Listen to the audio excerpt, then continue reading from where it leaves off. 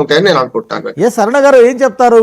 ఇవాళ ఎలాంటి మెసేజ్ ఇవ్వబోతున్నారు? ఇవాళ ఎన్నికల ప్రచార సభను మీరు నిర్వహించబోతున్నారు, రెండు పార్టీలు కలిపి, అటు జనసేన టీడీపీ కలిపి జాయింట్గా ఎలాంటి మెసేజ్ ఇవ్వబోతున్నారు మీరు?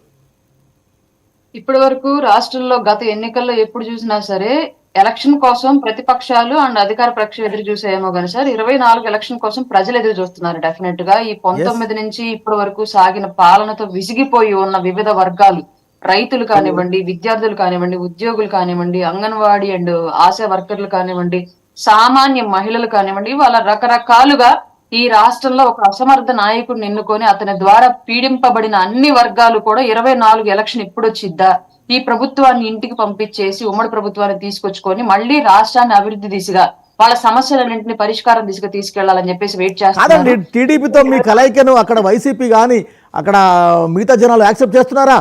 ఎందుకంటే తెలంగాణలో బీజేపీతో కలిసి చాలా పర్ఫార్మెన్స్ చూపించలేదు, బర్రెలెక్కకు వచ్చిన ఓట్లు కూడా పవన్కు రాలేదని స్వయంగా జగన్ కామెంట్ చేశారు. ఇవాళ టీడీపీ అదేవిధంగా పవన్ కలిస్తే లాభం ఏముంటుందని మీరు అనుకుంటున్నారు? తెలంగాణ బర్రెలక్క విషయంలో వచ్చేటప్పటికి ఆ అమ్మాయితో కంపేర్ చేయాల్సిన జగన్మోహన్ రెడ్డి గారినండి. అక్కడ పవన్ కళ్యాణ్ గారు అభ్యర్థిని పెట్టలేదు, అలాగే బర్రెలక్క వాళ్ళ నాన్న ముఖ్యమంత్రి కూడా కాదు, కానీ జగన్మోహన్ రెడ్డి గారి నాన్న ముఖ్యమంత్రి. అతను నిలబెట్టిన అభ్యర్థులు కూడా బాగా బలవంతులు, ధనవంతులు కూడా. అయినా సరే 1240 ఓట్లు తెచ్చుకున్నారు. వీళ్ళతో ఏ విధంగానూ సరిపోల్చడానికి ఆర్థికంగా కానివ్వండి, సామాజిక పరంగా కానివ్వండి అంత తోగలేని బర్రెలక్క వీళ్ళకన్నా ఎక్కువ ఓట్లు తెచ్చుకుంది. కంపారిజన్ వచ్చేసి జగన్మోహన్ రెడ్డి గారితో అతని పార్టీ నాయకులతో చెయ్యాలి.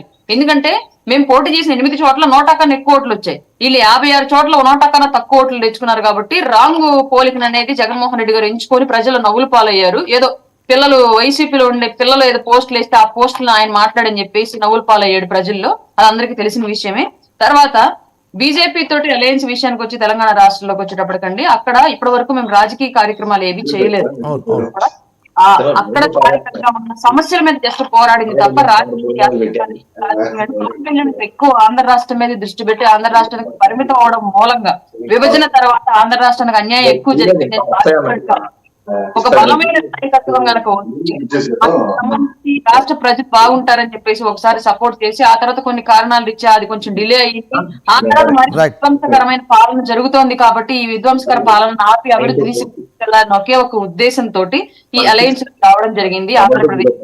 ఈ ఖచ్చితంగా ఇప్పుడున్న ఇరు పార్టీల నుంచి మాకు ఏదైతే ఓటు పరంగా బలం పెరిగిందో, అలాగే గతంలో టీడీపీకి ఓటు క్యాడర్ అయితే బలంగా ఉందో, ఈ రెండు వర్గాలు కలిస్తే ముమ్మాటికి జగన్మోహన్ రెడ్డి గారిని సింగిల్ డిజిట్ కట్టడి చేసే పరిస్థితి గట్టిగా ఉంటది. సరిగ్గా ప్రణాళిక అంటే పవన్ కి టీడీపీకి పవన్ కి జనసేనకి ఓట్ ట్రాన్స్ఫర్ అవుతుందా?